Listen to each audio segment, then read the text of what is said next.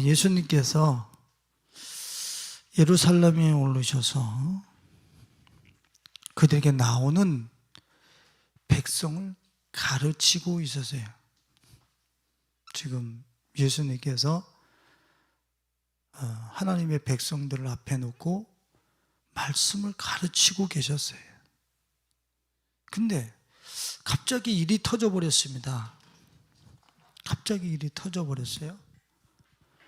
주님이 가르치시는데 그 가르치심을 전혀 알아듣지 못하는 두 부류가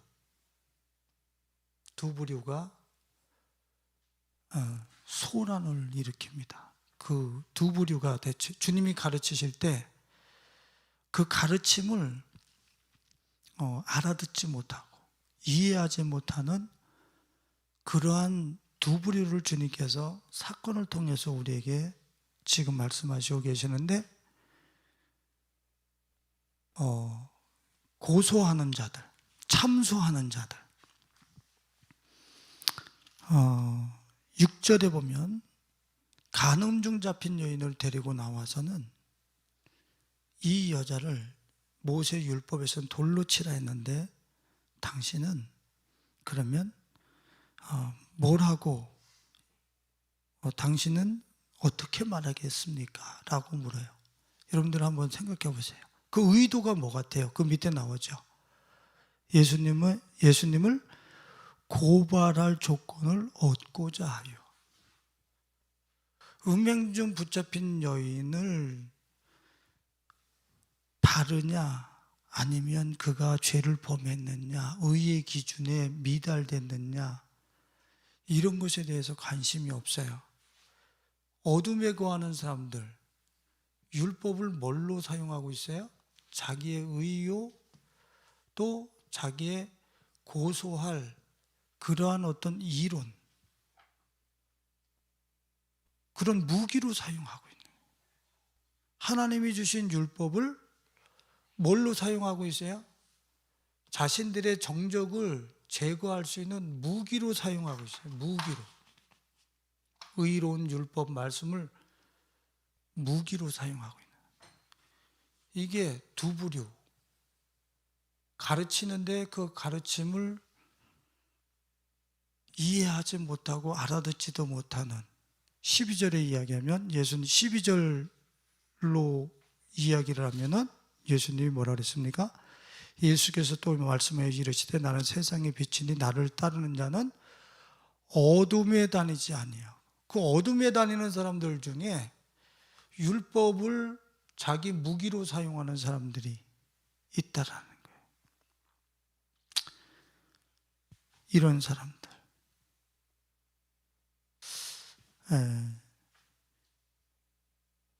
우리가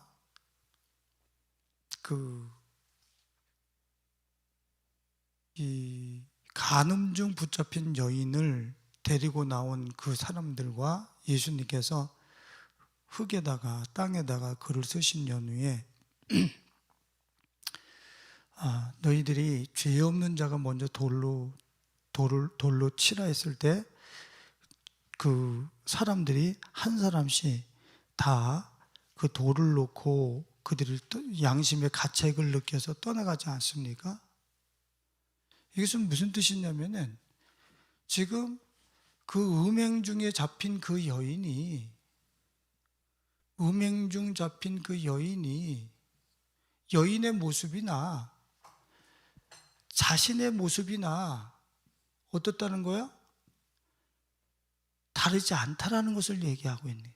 죄 없는 자가 돌로 치라 했을 때 음행한 여인이나 돌을 든 자신들이나 쌤쌤이라는 거예요. 같다라는 얘기예요. 동질이라는 얘기예요. 무슨 소리입니까?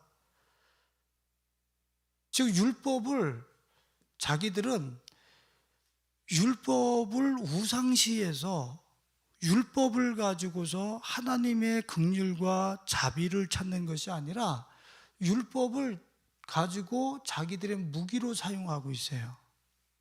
그러니까 율법이 무엇이 됐느냐면은 하나님을 아는 지식이 된 것이 아니라 우상이 되어버린 거예요. 우상.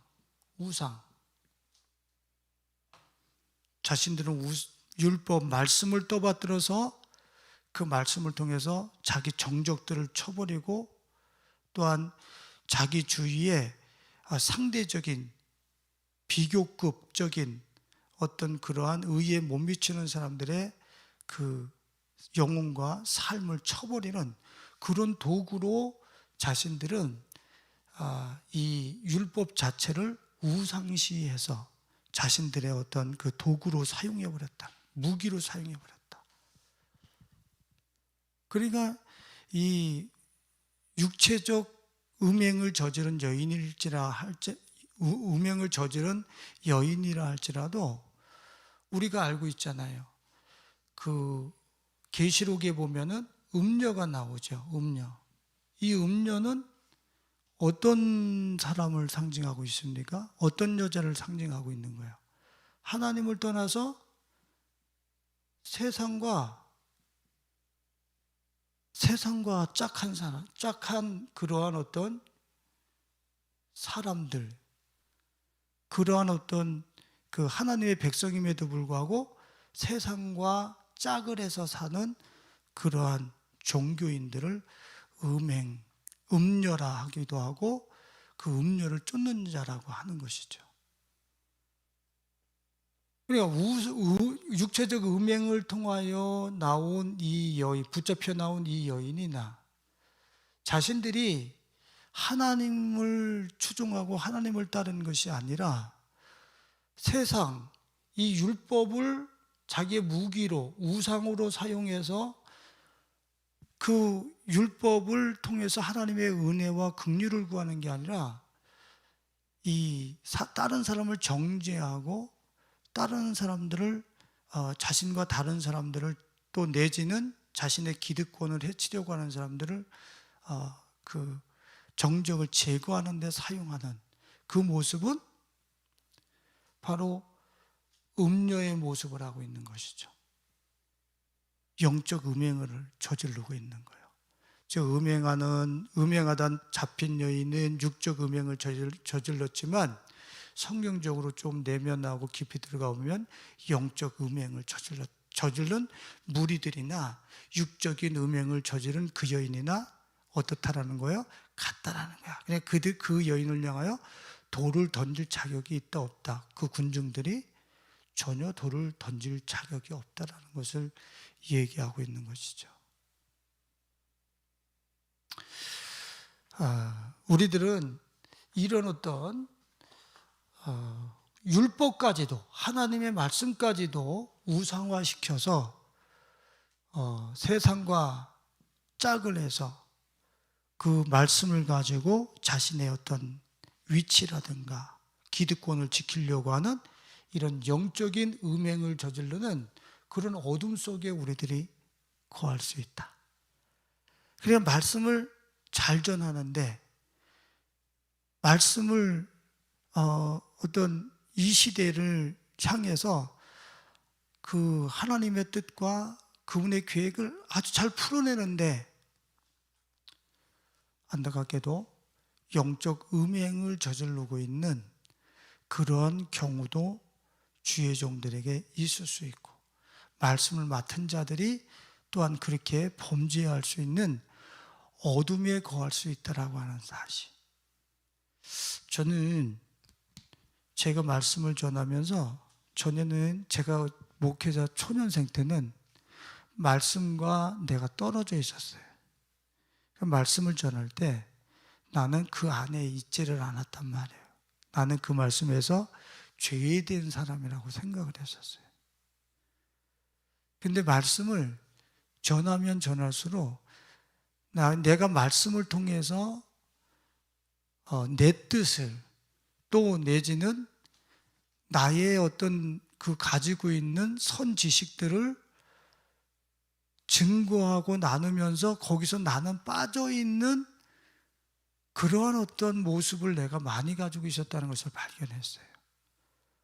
그런데 바로 이 말씀을 우상화해서 그 말씀을 가지고 타인을 조정하고 고치고 배워내는 데는 익숙했는지 모르지만 그 말씀 안에는 내가 전하는 그 말씀 안에 내가 있다라고 하는 사실은 내가 나중에서야 알았어요.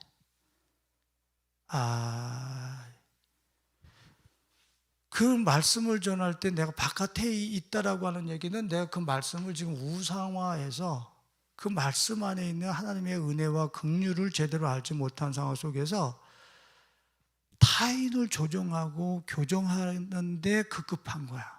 나는 거기서 제외되어 있어. 그 말씀이 우상화되어 있는 거예요. 우리 영적 음행을 저지르는 그런 상황일 수도 있어요. 특히 말씀 전하는 사람들은. 또 말씀을 맡은 사람들은 말이에요. 그런데 점점 제가 이 말씀을 증거하면서 주님께서 나한테 비춰주시는 게 뭐냐면 그 말씀 안에 나도 죄되지 않는다는, 내가 제일 먼저 걸려 있을 가능성이 제일 많다라고 하는 사실을 주님이 보여주셨죠. 그 말씀에 내가 제일 많이 걸려 있어. 리더십이 걸려 있어. 리더십이 그걸 제거했을 때 그 말씀을 듣는 양떼들이, 그 말씀을 전하면서 그 말씀에 내가 걸려 있는 것, 설교자가 걸려 있는 것, 말씀을 증거하는 자가 걸려 있는 것을 제거했을 때 그때서야 그 말씀이 그들에게 유익이 되고 그 어둠을 걷어낼 수 있는 거예요. 근데 참 우리 지금 이 본문 말씀에서 그 음행 중 붙잡힌 그 여인을 돌로 치려고 하는 사람들은 자신들이 영적 음행, 말씀까지도 우상시해서 하나님보다 높여서 그 말씀을 통해서 자기 정적을 제거하려고 그러고 자기 뜻을 관철시키려고 하는, 고소하고 참소하려고 하는 것으로 사용하는 그런 말씀을 들고 있는 사람들인데 어둠 속에 있는 사람들이 있단 말이지. 예수가 가르치고 있는데 예수의 가르침 그 앞에서 그 말씀을 받았다고 하는 사람들이 짙은 어둠 속에 있는 거예요. 우리 자신들이 혹시 이런 어떤 말씀을 들고 또 말씀을 전하는 위치에 또 말씀을 나눠야 되는 이런 리더십들 중에 있는데 우리가 그 말씀을 들고서도 내가 스스로 어둠 속에서 어둠을 더듬고 있지는 않는지, 그 말씀에서 나를 제외시켜 놓음으로 인해서 도리어 영적 음행을 저지르고 있지 않는지 우리 자신들을 한번 헤아려 볼 수 있는 우리 리더십들과 우리 가족들이 될 수 있기를 예수님의 이름으로 축원을 드립니다. 두 번째로는 어둠 속에 있는 사람들이 있었죠. 그 어둠 속에 있는 사람들, 율법을 우상시해서 자신의 정적을 제거하려고 하는 이런 사람들은 가르침 앞에 어둠 속에 있는 사람들. 두 번째는 어떤 사람들입니까? 간음 중 잡힌 여인이었었죠. 간음 중 잡힌 여인, 이가 어둠에 있는 사람이었었다는 거예요. 주님의 가르침 앞에도 여전히 자신의 욕망, 자기의 쾌락, 예수 그리스도 그 가르침 앞에서 여전히 자신의 욕망과 쾌락을 떼어내지 못하고 그것 아래서 그것에 함몰돼서 통제하지 못하고 절제하지 못하는 그 상황 속에 살아가는 사람들을 어둠 속에 거한다, 주님이 그렇게 말씀하시는 거예요. 주님이 가르친 그 앞에 소란을 일으키는 사람들, 말씀을 맡은 의로운 사람들인데 어둠이야. 말씀을 받으면서 여전히 자신의 말씀과 뭐가 같이 가는 거예요? 자기의 욕망이 공존해. 같이 가. 주일날 이것도 다룰 텐데 주님이 우리한테 도전하시는 거죠. 어떻게 하나님의 말씀과 욕망이 우리 안에서 공존할 수 있느냐.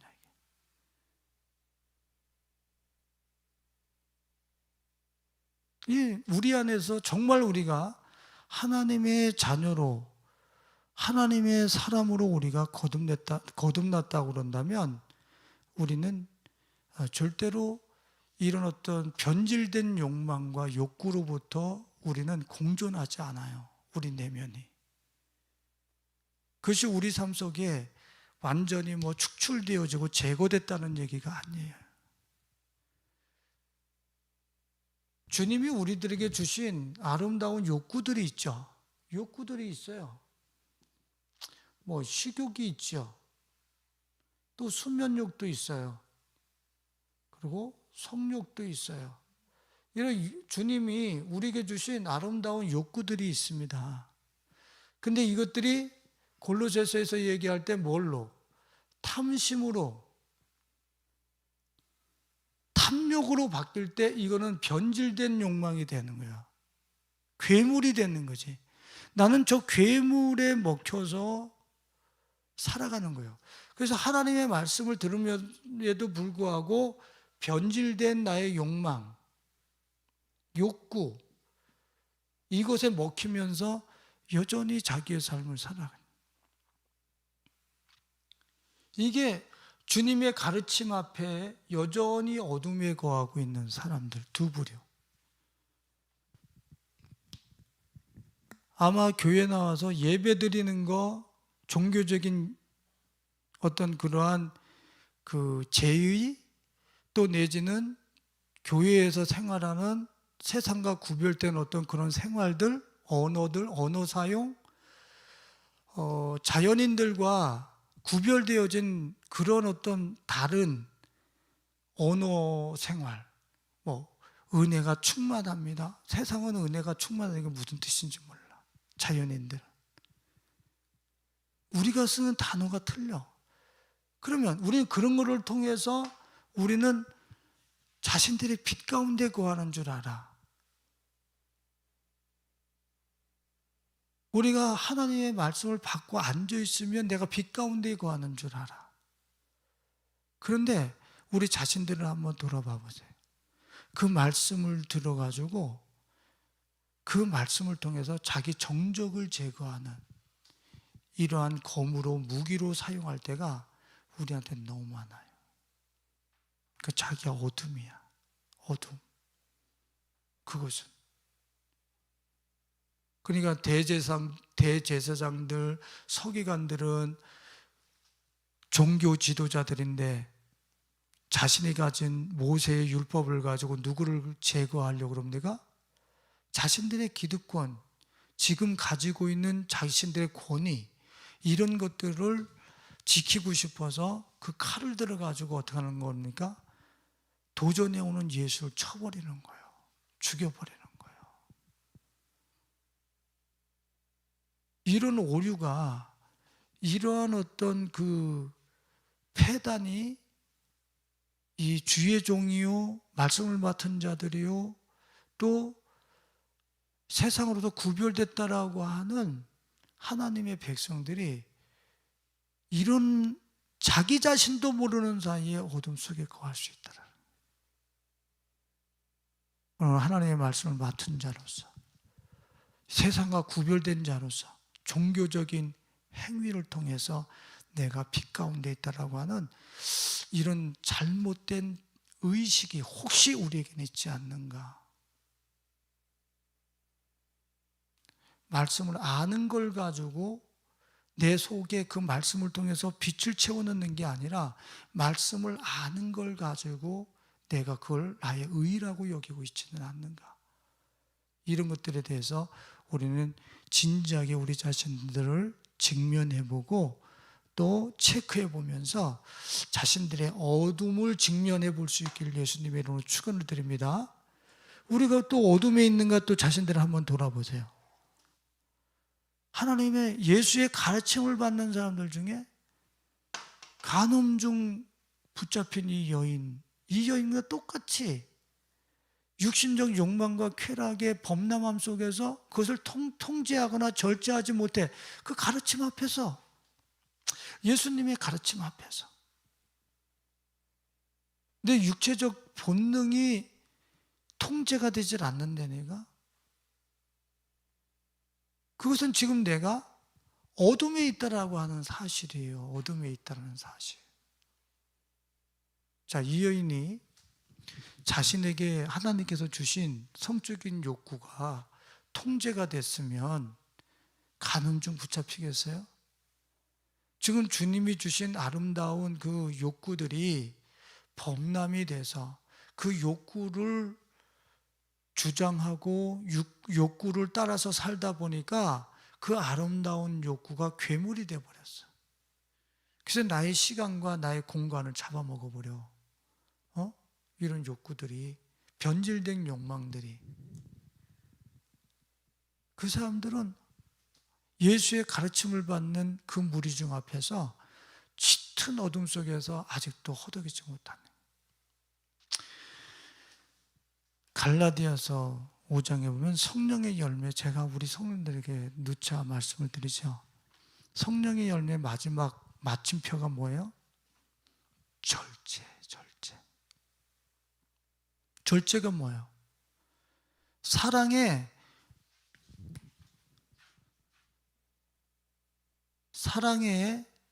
이곳의 마침표가 절제로 찍혀지질 않으면 이 사랑이 더 이상 사랑이 될 수가 없어요. 사랑한다라고 하면서 아무나 막 클린치하고 포옹하고 뭐 스킨십하고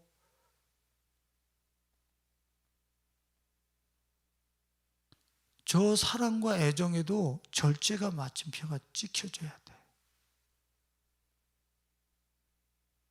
근데 우리들은 욕망의 마침표가 찍혀져야 돼. 욕구의 마침표가 찍혀져야 되거든. 내가 스톱. 내가 해도 그만, 안 해도 그만. 내가 그 욕구를 주장해도 그만, 그 욕구를 내가 주장해도 그만이고 주장하지 않아도 그만이고 내가 통제해야 돼. 내가. 근데 이건 통제할 수 없는 럭비공이 어디로 튈지 몰라. 이 욕망과 욕구들이. 주님 앞에서 살아가면서 말이에요. 주님의 가르침을 받으면서 말이에요. 제가 우리 성도님들에게 뭐 한두 번 말씀드린 것이 아니잖아요. 지금 동성애법에 대한 뭐 여러 가지 성평등 이런 것에 대해서 세상이 교회의 진리에 도전해 옵니다. 우리 인정하셔야 돼요. 비진리가 진리에 도전할 수 있다는 얘기는 무슨 소리예요? 비진리가 치고 들어올 수 있는 소스와 타겟을 교회가 갖고 있다는 얘기죠. 교회가 갖고 있다는 얘기는 무슨 소리예요? 그들은 동성으로 성적으로 그들이 범죄를 한다고 한다면 우리는 이성적으로는요. 남자와 여자로서 우리는 성경적으로 어떤 욕망과 욕구를 품을 수 있어요. 거기에 대해서 우리는 순결합니까? 성결합니까? 동성애로 성적으로 타락했으나 이런 이성 간의 성적으로 타락한 거나 하나님이 보셨을 때는요. 똑같은 거예요. 지금 하나님의 예수 그리스도의 가르침을 받는 그 앞에 그 가르침을 듣는 그 와중 앞에 청중들 중에 어둠 속에 거하는 사람들, 율법을 자기 의로 사용하고 정적을 제거하는 데 사용하는 이런 사람들, 율법이 말씀이 내면화되질 않아. 말씀이 가슴에 내면화돼서 아버지의 심장이 하나님의 은혜와 긍휼이 내 마음 안에 심어 들어가야 되는데 그것은 스며들지를 않아. 그런 어둠 속에 거하는 사람들, 하나님의 말씀을 배우는데 욕망 앞에 날마다 엎드려 절하는 사람들, 욕망이 그 사람을 주장을 해버려. 이런 사람들은 지금 내가 그리스도 앞에 있으면서도 불구하고 내가 어둠 속에 있는 칠흑 같은 어둠을 더듬고 있는 현실을 현존, 자신의 지금 현 주소를 지금 발견해야 돼. 솔직하게. 아마 현대교회의 대부분의 사람들은 예수의 가르침 앞에서 이 두 부류 중에 거의 아마 다 걸려 있을 거예요. 그리고 혹여 이 말씀을 듣고서도 나는 여기에 필터링 되지 않고 나는 여기에 개입되지 않았다라고 혹시 생각할 수 있겠죠. 그러나 오늘 우리 예성의 가족들은 주님 앞에서 우리 자신들의 내면이 들킨 바 되어져서 내가 주님의 가르침 그 앞에서도 내가 어둠을 따르는 그런 사람으로 있지는 않는지, 그런 종교인으로 우리가 남아있지는 않는지 우리 자신들을 돌아볼 수 있는 은혜가 있어지실 수 있기를 예수님의 이름으로 축원을 드립니다. 근데 예수님이 뭐라고 말씀하셨어요? 이런 어둠에 거하는 사람들은, 이 어둠에 거하는 사람들을 향해서 뭐라고 말씀을 하셨냐면, 나는 세상의 빛이라 그랬어요. 이 율법을 우상시해서 율법을 우상화해서 그것으로 정적을 제거하는 그런 어둠에 거하는 사람들, 자신의 육체적 욕망의 노예가 되어져 있는 이 사람들, 이 어둠에 거하는 사람들이 빛을 얻을 수 있는, 빛으로 나올 수 있는 수단과 방법이 생겼다는 거예요. 나는 세상의 빛이니 그랬어요. 그러니까 우리가 율법을 우상시했던 이런 어떤 나의 의식으로부터, 욕망의 노예가 되어져 있는 우리의 의식 구조로부터 눈을 들어 누구를 바라봐? 예수 그리스도를 바라봐. 내가 예수 그리스도를 추정하고 예수 그리스도를 바라볼 때 우리는 이런 주님의 가르침 앞에서 어둠 속에 거했던 나의 모든 삶이 빛 가운데로 재창조되어지면서 나오게 될 줄로 믿습니다. 내가 바라보는 것을 따라서 내가 만들어지게 돼 있어요. 내가 율법이든, 율법만 우상 삼겠습니까? 우리가 그리스도인들이 하나님이 주신 말씀도 우상화시키는데 다른 것은 우상화시키지 않겠느냐 말이야. 교묘하게 말이야. 말씀도 교묘하게 우상화시키는데 우상화시키는 게 한두 개겠냐 말이야. 경제적인 돈, 또 내지는 뭐 여러 가지 이 세상의 가치들을 우리는 만들 거 아니에요. 우상으로. 응? 그리고 우리 안에 괴물 같은 욕망이 우리 안에 한두 개겠느냐 말이에요. 이런 것들이 우리 안에, 오늘 우리 이은주 목사 그 설교 올라왔길래 내가 들었는데, 이런 것들이 우리 안에 애벌레처럼 이 욕망들이 솔직하게 얘기해서 얼마나 드글드글 한단 말이야, 우리 안에. 그래서 어떤 기회가 타면은 그 욕망이 분출되어져 나와서 통제하지 못하는 자기 자신의 모습.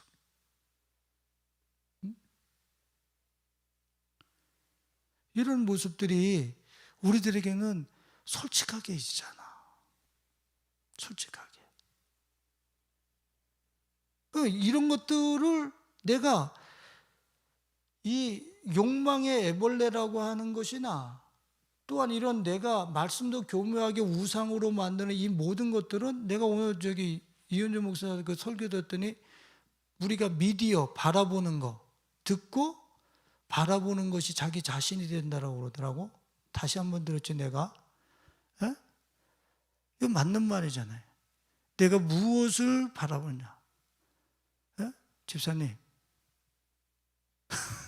존경하는 집사님, 내가 지금 무엇을 바라보느냐에 따라서 내가 그렇게 만들어진다. 무엇을 듣느냐에 따라서 내 영혼이 그렇게 만들어진다니까. 내가 우리 전요한 선생님이나 우리 성도님들에게 계속 얘기하는 것이, 우리 자녀들, 우리 학생들한테도 계속 얘기하는 게, 스마트폰 하는데 스마트폰에서 말씀을 꺼내라 그래요. 좋은 글을 꺼내라 그래요. 왜? 말씀을 꺼내고 좋은 글을 듣고 봤는데 그것이 내 영혼의 형질이 된단 말이지. 내 영혼의 질이 돼버려. 질. 내 영혼을 이루는 질적 요소가 된단 말이에요. 내가 유튜브에서 또 미디어를 통해서 맨날 내가 19세 막 이런 거 폭력물이라든가 성적 어떤 그런 그 쾌락의 그런 어떤 그런 콘텐츠를 많이 꺼내서 그걸 봤다고 생각합니다. 그 폭력물이, 그 성적 타락물이 내 영혼의 재질이 돼버려. 그리고 그 영혼은 거기에 물들어서 그런 존재가 되는 거야. 그런 존재. 그걸 어둠이라고 그러지. 예? 그러면 제가 참 안타까운 게 있는데, 교회 리더십들이라고 하는 분들이 핸드폰으로 증권 숫자 오르는 데를 가는 거 계속 보고 있어. 그럼 그거는 성적 타락물이라든가 폭력물을 안 봤으니까 그건 의로운 거예요?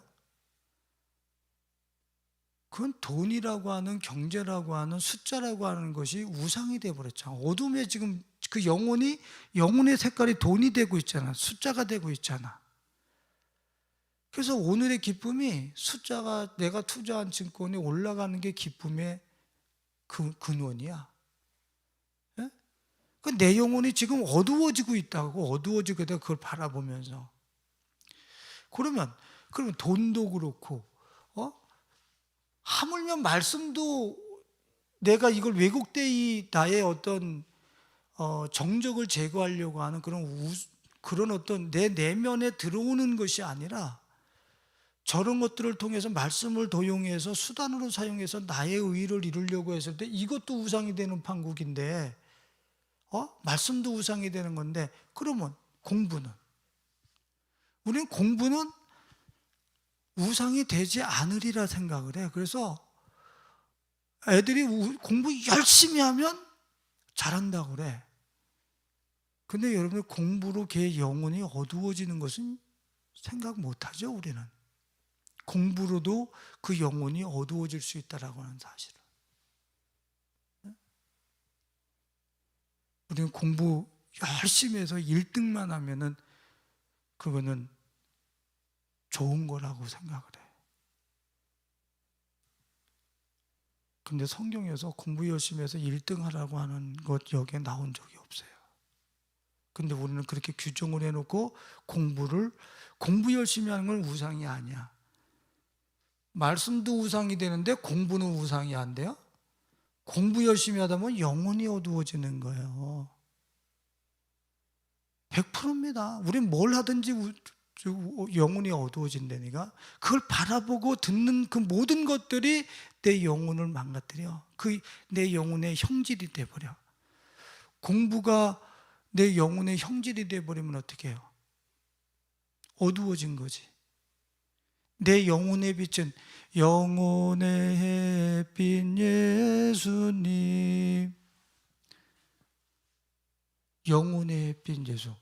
내 영혼의 빛은, 내 영혼에 빛나게 할 수 있는 유일한 빛은 세상의 빛인 예수밖에 없어요. 그러니까 예수 외에 다른 것을 구하고 찾는 것은 다 어둠이라니까. 우리 분명히 알아야 돼요. 요한복음 15장 5절에 주님이 뭐라 그랬어요? 나는 포도나무인데 너희는 가지고 내게 붙어있지 아니하면 너희는 나를 떠나서는 아무것도 할 수 없느니라. 예수를 떠나서는 너희가 아무것도 할 수 없느니라. 근데 우리는 예수를 구하지 않으면서도 뭔가를 성취해내고 이룰 수 있다라는 거예요. 아니요, 예수를 2순위, 3순위, 4순위로 놓고 내가 앞에 우상시 삼았던 것들은 그것이 나를 어둠에 들어가게 한다니까. 나의 모든 가치의 첫 번째 우선순위는 예수야. 예수. 그래야 이 나머지의 이런 어떤 소소한 가치들이 질서정연하게 내 삶 속에서 세팅이 되는 거지. 예수가 나의 빛이 됐을 때에, 예수가 나의 유일한 내 영혼의 빛이 됐을 때에 나머지는 내 삶 속에 질서와 조화롭게 세팅이 되기 시작해요. 그때서요. 그래서 우리는 어떻게 해야 되는 거예요? 세상에 비친 예수를 향하여 우리 이분을 바라보고 이분을 향하여 눈을 고정해야 돼. 이분을 얻기 위해서. 우리 그 집에 있는 사택에 있는 그 화초들 이야기를 했었는데 항상 창 쪽으로 기울어져 있어요. 항상 창 쪽으로 기울어져 있어. 그럼 내가 싹 돌려놔요. 다시 돌려놓죠. 그럼 어느 순간에 서 있어요. 그리고 어느 순간에 창 쪽으로 또 기울어져 있어요. 그럼 난 또 싹 돌려놔요. 그럼 얘는 열받을 거야 아마. 그러면 또 어느 날 보면 또 서 있어. 가운데로 서 있어. 그리고 여전히 빛 쪽을 향해서 누워져 있어. 그쪽으로 이렇게 기울어져 있어. 만물들이 빛을 향하고 있단 말이에요. 우리의 영혼은 예수를 향해 있어야 돼. 이분을 향해 있어야 돼. 항상 이분을 향해 있어야 돼. 항상. 그거는 목사님만 아는 거죠. 그거는 말씀만 들은 리더십들이 나는 거죠. 정말 그런 건 우리가 교회가 얼마나 성도들과 함께 변질이 됐는지 이거는 나중에 가면 어마어마한 일들이 일어날 거예요. 아마. 내가 의사예요. 의사로서 예수를 바라보고 있어야 되는 거예요. 내가 CEO예요.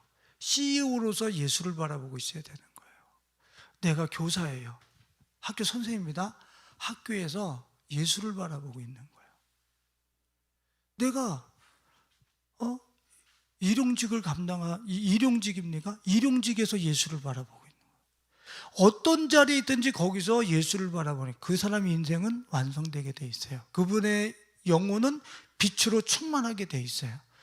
분명해요. 그거는 다 목사가 되고 다 교회 안에 머물러 있으라는 얘기가 아니야.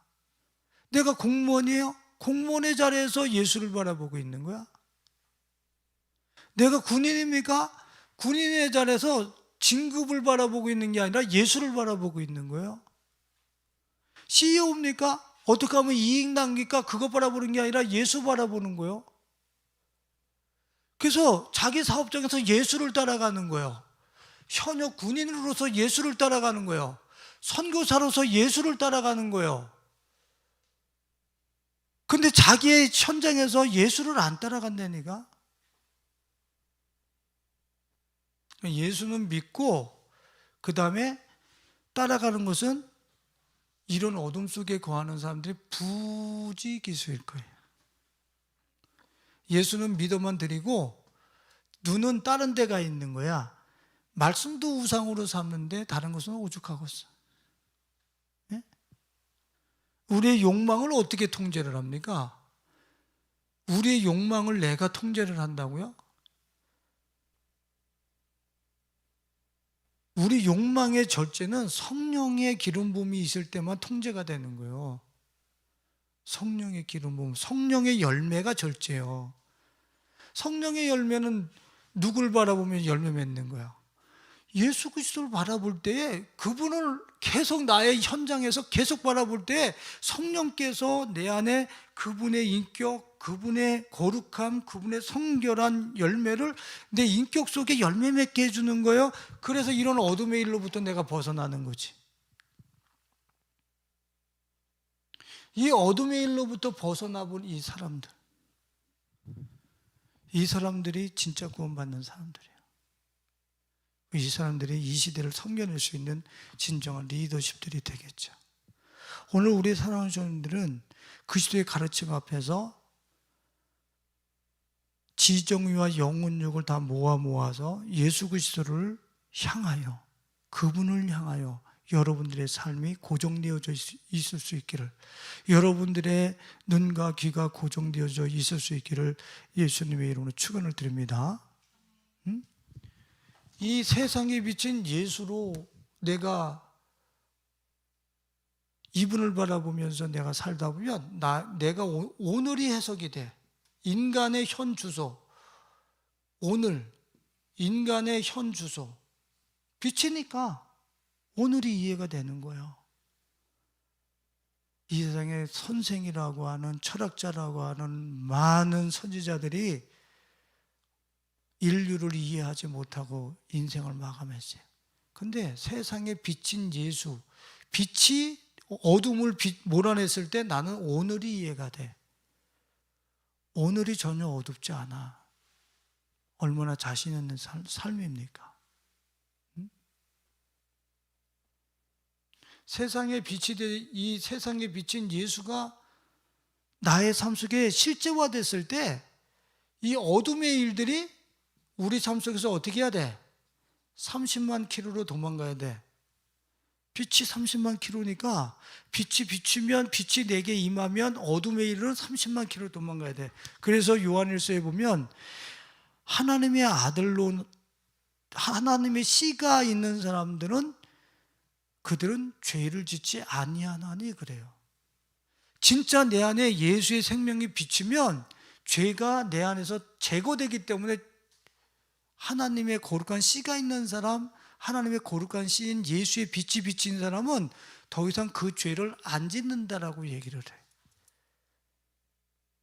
지금 내가 욕망과 어떤 이러한 그 세속적 어떤 가치들에 내가 사로잡혀서 그 죄를 답습하고 있으면, 반복하고 있으면 나는 거기에 이 세상에 비친 예수가 비쳤다는 얘기야, 안 비쳤다는 얘기야? 솔직히 인정해야 돼. 안 비쳤다는 얘기지. 그곳에 주님의 빛이 들어오도록 내 가슴을 열고 내가 주님을 계속 바라봐야 돼. 내 눈이 예수를 바라봐야 그 빛이 들어오지. 다른 데 돌리고 다른 가치를 듣고 유튜브를 통해서나 다른 뭐 쓰잘데기 없는 이런 걸 계속 보다 보면 나는 지금 예수를 향해서 등을 돌리고 있어서 내 영혼에 예수의 빛이 안 들어와. 그게 너무 안타까운 거야.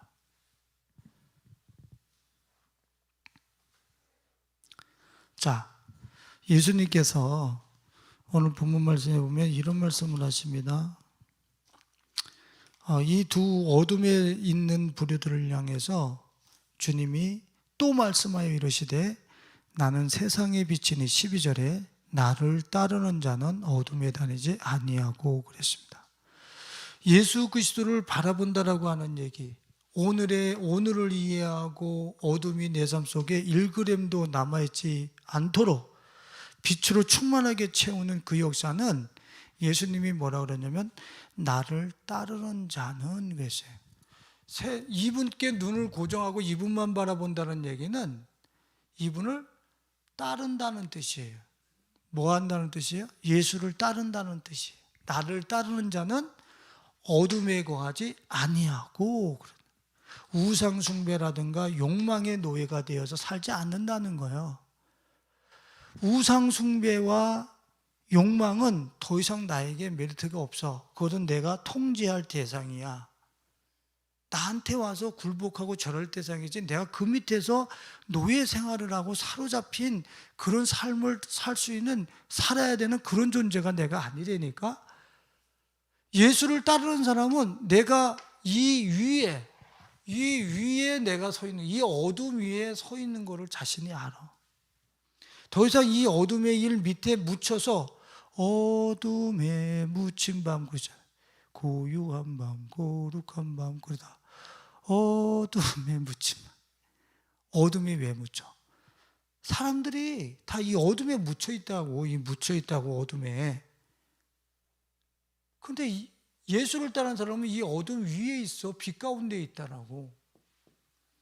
그런데 이 빛 가운데 있는 사람들은 예수를 바라보는 사람들인데, 바라보는 것을 지금 오늘 본문에서는 뭐라고? 따르는 것으로 이야기하고 있다라고요. 나를 따르는 자는 어둠에 다니지 아니하고. 그 많은 크리스천들이 나 죄 용서 받았는지 안 받았는지 모르겠어요. 내가 천국 갈지 안 갈지 모르겠어요. 내가 지금 구원의 확신이 없습니다. 그러면 많은 목사님들이나 리더십들이 성경을 얘기하면서 자, 이제 구원 받았습니다. 이 성경에서 이렇게 그리스도를 먹는 자는, 나를 먹는 자는 영생을 가졌습니다. 막 얘기를 해요. 그런데 그 사람들의 양심은 동의하지 않아. 내가 구원받았음을 인정하지 않는다고, 스스로 양심이. 왜? 지식은 갖고 있는데 빛을 따라본 적이 없어. 내 세포들이 진짜 따라본 적이 없더라니까. 따라봐야 내 세포가 이게 진리네, 이거 진짜 구원이네, 이게 빛이네, 내 눈이 진짜 이 빛을 확인할 텐데, 예수를 내 세포를 가지고 따라본 적이 없어. 그러니까 내 세포와 양심이 동의 안 해. 그러니까 365일 맨날 말씀 들었는데 내 세포를 가지고 따라본 적이 없으니까 내 세포가 동의를 못 하는 거야. 구원의 확신? 무슨 죄사명 은총? 그거는 절대로 나를 이루고 있는 전인격이 인정을 안 해. 못해요. 인식 자체를 못 한다니까.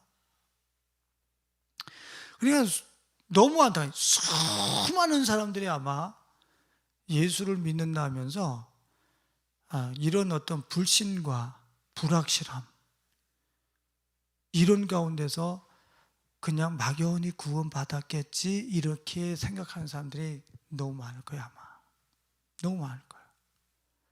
내 세포가 예수를 따르면서 그분이 빛이 채워졌어, 그분이 진리야, 그분이 구원이야, 이것이 확증됐어. 근데 그 사람이 오늘 이런 어둠과 같이 동고동락하면서 살아간다고요? 아니, 빛이 채워졌는데 어떻게 어둠과 같이 공존해? 따라본 적이 없다라니. 빛이 채워져 본 적이 없어. 그 우상 숭배하는 곳에 그런 어떤 욕망의 덩어리 속에 레이저 빛이 쏴서 그걸 부숴본 적이 없어. 우리 안에 쓸개 돌이 박히면 요새 레이저를 쏴가지고서 부순다며요. 우리 욕망의 돌덩어리들을 예수의 빛을 통해서 쪼개본 적이 없어. 진짜 그분을 따라본 적이 없다는 얘기죠. 얘는 어마어마한 불신앙 속에, 그는 어마어마한 가르침 앞에서 어마어마한 불순종과 어둠 속에 깊이 잠겨 있는 거예요. 그래서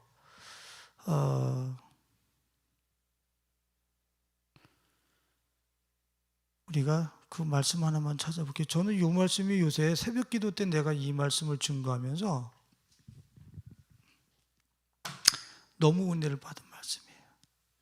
요한복음 7장 17절.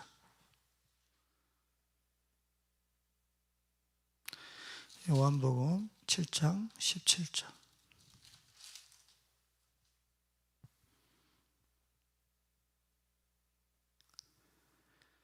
요 말 전에, 요 말씀을 하시기 전에 유대인들과 하나님의 백성들이라고 하는 사람들이 쑥덕궁눈이 많아. 수근거려. 이 사람은 좋은 사람이다. 이 사람은 무리를 미혹한다. 12절에 보면 무리 중에서 수근거림이 많아. 어떤 사람은 좋은 사람이라, 어떤 사람은 무리를 미혹한다. 네?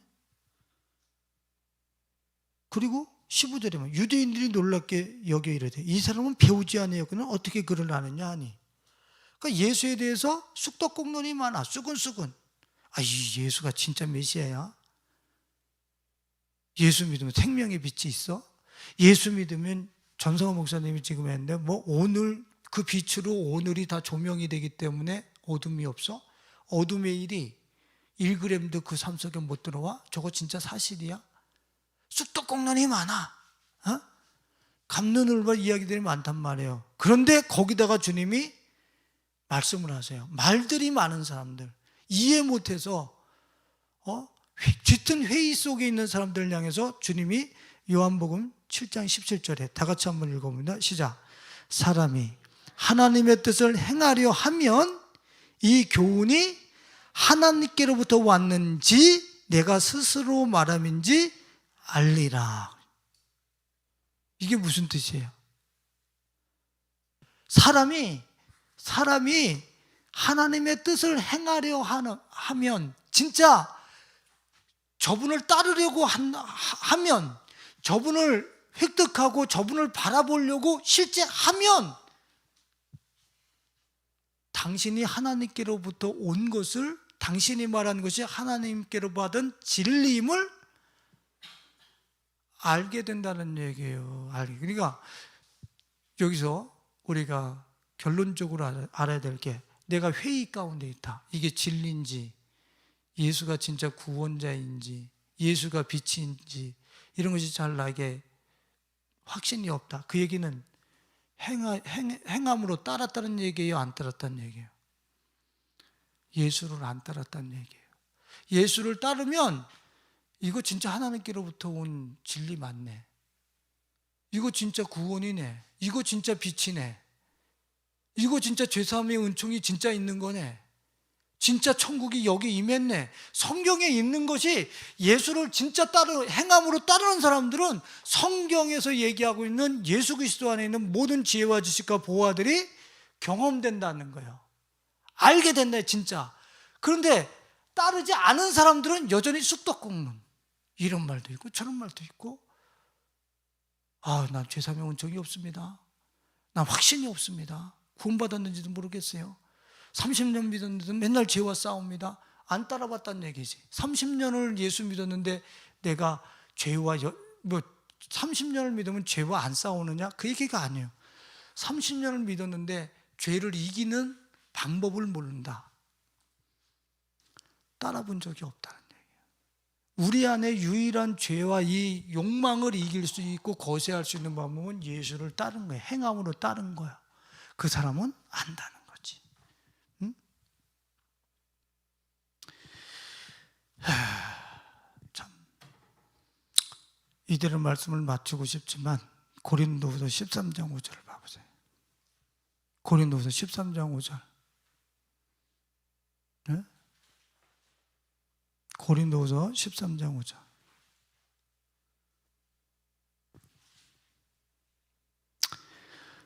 주님이 나는 세상의 빛이니 나를 따르는 자는 생명의 빛을 얻으리라 그랬어요.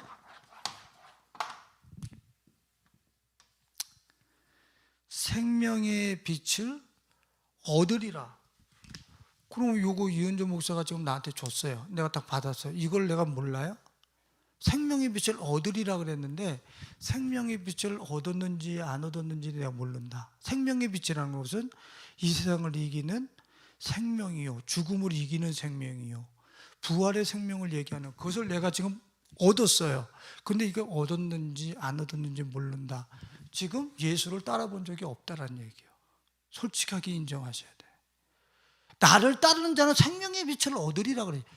소유했다라는 걸 자기가 안다는 거예요. 소유했다는 걸 안다라는 거예요. 그러니까 얼마나 자신 있는 삶이냔 말이야. 그 부활 생명을 이 세상에 누가 건드릴 건데? 이건 기가 막힌 삶이에요. 자, 고린도후서 13장 5절, 이걸로 결론적으로 한번 읽어보면, 다른 자들이 얻은 것을 가지고 있는 모습을 다르게 표현한 거예요. 사도 바울이. 시작.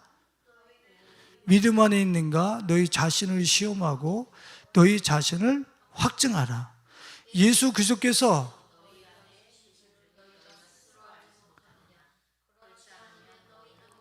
버림받은 자 아니라, 너희 안에 예수 그리스도가 너 안에 계신 줄을 스스로, 생명의 빛을 얻은 것을 스스로 알지 못하면 너는 버려온 자니라. 왜? 예수를 바라보고 따라본 적이 없어서 취득해 본 적이 없어. 예수를 취득해 본 적이 없어.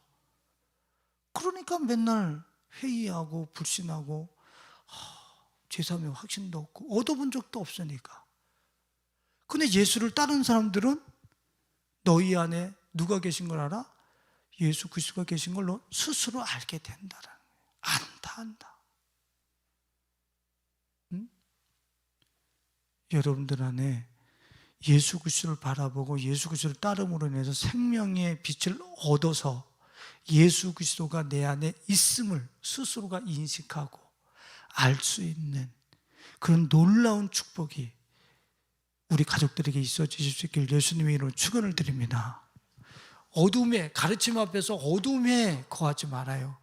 예수 그리스도를 바라보고 그분을 따라 나섬으로 인해서 생명의 빛을 얻어 그리스도가 내 안에 있음을 확신하고 인식함으로 인하여서 이 어둠의 시대에 진리의 등대와 같이 산등성이에 숨겨지 못할 동네와 같이 드러날 수 있는 여러분들의 생애가 되실 수 있기를 예수님의 이름으로 축원을 드립니다.